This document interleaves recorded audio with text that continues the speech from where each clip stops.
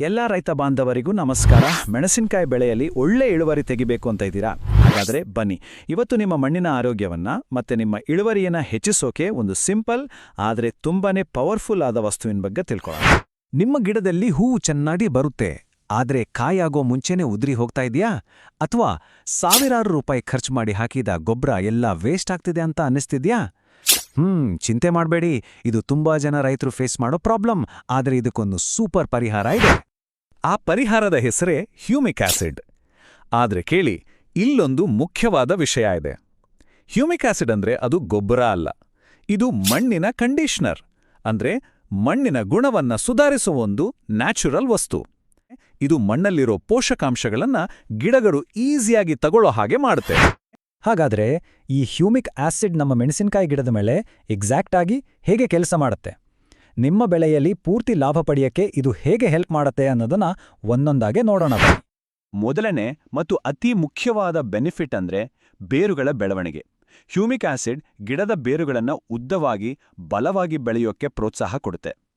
ಇದರಿಂದ ಏನಾಗುತ್ತೆ ಅಂದ್ರೆ ಸಸಿಗಳನ್ನ ನಾಟಿ ಮಾಡಿದಾಗ ಆಗೋ ಶಾಕ್ ಇದೆಯಲ್ಲ, ಅದು ಕಮ್ಮಿ ಆಗತ್ತೆ. ಗಿಡಗಳು ಬೇಗ ಸೆಟಲ್ ಆಗಿ ಚಿಗುರುಕೊಂಡು ಬೆಳೆಯೋಕೆ ಶುರು ಮಾಡ್ತವೆ. ನೆನಪಿಟ್ಕೊಳ್ಳಿ, ಬೇರು ಸ್ಟ್ರಾಂಗ್ ಇದ್ರೆ ತಾನೇ ಗಿಡ ಸ್ಟ್ರಾಂಗ್ ಆಗೋದು. ನೋಡಿ, ನಾವೆಷ್ಟೇ ಒಳ್ಳೆ ಗೊಬ್ಬರ ಹಾಕಿದ್ರೂ ಕೆಲವೊಮ್ಮೆ ಪೋಷಕಾಂಶಗಳು ಮಣ್ಣಲ್ಲಿ ಲಾಕ್ ಆಗ್ಬಿಡುತ್ತೆ, ಗಿಡಗಳಿಗೆ ಸಿಗೋದೇ ಇಲ್ಲ. ಇಲ್ಲಿದ ಹ್ಯೂಮಿಕ್ ಆಸಿಡ್ ಒಂದು ಮ್ಯಾಜಿಕ್ ಮಾಡುತ್ತೆ. ಅದು ಒಂದು ಕಿಲಿ ಕೈ ಥರ ಕೆಲಸ ಮಾಡಿ ಆ ಲಾಕ್ ಆಗಿರೋ ಪೋಷಕಾಂಶಗಳನ್ನ ಅನ್ಲಾಕ್ ಮಾಡುತ್ತೆ. ಇದರಿಂದ ನೀವು ಹಾಕಿದ ಗೊಬ್ಬರ ವೇಸ್ಟ್ ಆಗಲ್ಲ, ಪೂರ್ತಿಯಾಗಿ ಗಿಡಗಳಿಗೆ ತಲುಪುತ್ತೆ. ಅಂದ್ರೆ ಕಮ್ಮಿ ಖರ್ಚಲ್ಲಿ ಜಾಸ್ತಿ ರಿಸಲ್ಟ್. ಯಾವ ರೈತರು ಬೋರ್ವೆಲ್ ನೀರು ಜಾಸ್ತಿ ಬಳಸ್ತಾರೋ ಅಥವಾ ಯಾರ ಮಣ್ಣಲ್ಲಿ ಉಪ್ಪಿನ ಅಂಶ ಹೆಚ್ಚಿದೆಯೋ ಅವರಿಗಿದು ತುಂಬಾನೇ ಮುಖ್ಯ. ಮಣ್ಣಲ್ಲಿ ಸಾಲ್ಟ್ ಕಂಟೆಂಟ್ ಜಾಸ್ತಿ ಆದ್ರೆ ಬೇರುಗಳಿಗೆ ಡ್ಯಾಮೇಜ್ ಆಗುತ್ತೆ.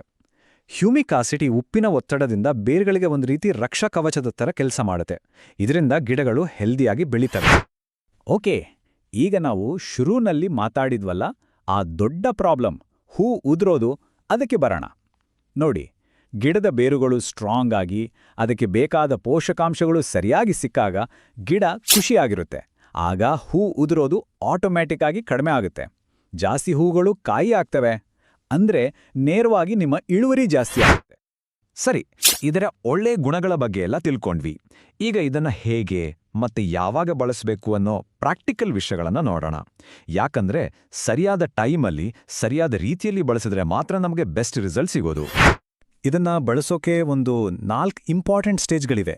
ಮೊದಲನೇದು, ಸಸಿ ನಾಟಿ ಮಾಡಿ 1 ವಾರದಿಂದ 10 ದಿನ ಆದಮೇಲೆ ಬೇರುಗಳು ಬೇಗ ಸೆಟ್ಲ್ ಆಗೋಕೆ. ಎರಡನೇದು, ಗಿಡ ಬೆಳೀತಿರೋ ಟೈಮಲ್ಲಿ. ಮೂರನೇದು, ಹೂ ಬಿಡೋಕೆ ಸ್ವಲ್ಪ ದಿನ ಮುಂಚೆ ಹೂಗಳು ಉದುರದೇ ಇರೋಕೆ.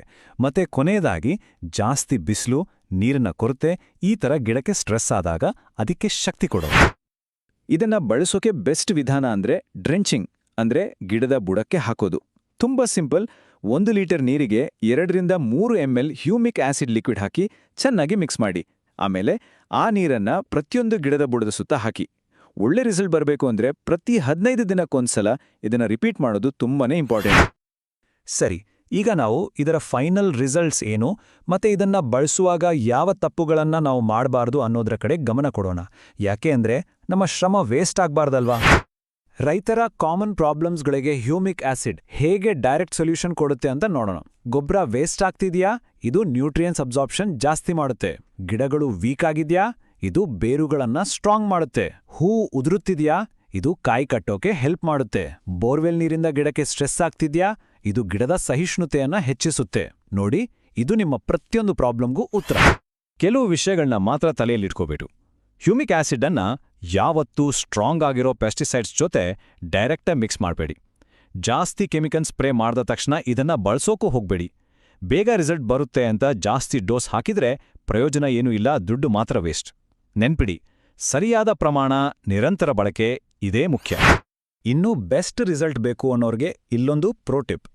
ಹ್ಯೂಮಿಕ್ ಆಸಿಡ್ ಜೊತೆಗೆ ಸೀವೀಡ್ ಎಕ್ಸ್ಟ್ರಾಕ್ಟ್ ಅಂದ್ರೆ ಕಡಲೆಕಳೆ ಸಾರ ಮತ್ತೆ ಮೈಕ್ರೋನ್ಯೂಟ್ರಿಯೆಂಟ್ಸ್ ಸೇರಿಸಿ ಬಳಸಿದ್ರೆ ನಿಮ್ಮ ಮೆಣಸಿನ ಗಿಡದ ಬೆಳವಣಿಗೆಯಲ್ಲಿ ಒಂದು ಅದ್ಭುತವಾದ ಬದಲಾವಣೆ ಕಾಣಬಹುದು. ಹಾಗಾದ್ರೆ ಕೊನೆಯದಾಗಿ ಹೇಳೋದಾದ್ರೆ ವಿಷಯ ತುಂಬಾ ಸಿಂಪಲ್. ಮಣ್ಣು ಆರೋಗ್ಯವಾಗಿದ್ರೆ ನಿಮ್ಮ ಗಿಡಗಳು ಆರೋಗ್ಯವಾಗಿರ್ತವೆ. ಹಾಕಿದ ಗೊಬ್ಬರ ವ್ಯರ್ಥ ಆಗಲ್ಲ. ಕೊನೆಗೆ ನಿಮಗೆ ಒಂದು ಸ್ಥಿರವಾದ, ಹೆಚ್ಚು ಲಾಭದ ತರುವ ಇಳುವರಿ ಸಿಗುತ್ತೆ. ಇದು ಬರೀ ಈ ಸೀಸನ್ಗೆ ಮಾತ್ರ ಅಲ್ಲ, ಮುಂದಕ್ಕೂ ನಿಮ್ಮ ಜಮೀನಿನ ಶಕ್ತಿಯನ್ನ ಹೆಚ್ಚಿಸುತ್ತೆ. ಈ ಮಾಹಿತಿ ನಿಮಗೆ ಉಪಯೋಗ ಆಯಿತು ಅಂತ ಅನ್ಸಿದ್ರೆ ದಯವಿಟ್ಟು ನಿಮ್ಮ ಬೇರೆ ರೈತ ಸ್ನೇಹಿತರ ಜೊತೆಗೂ ಶೇರ್ ಮಾಡಿ.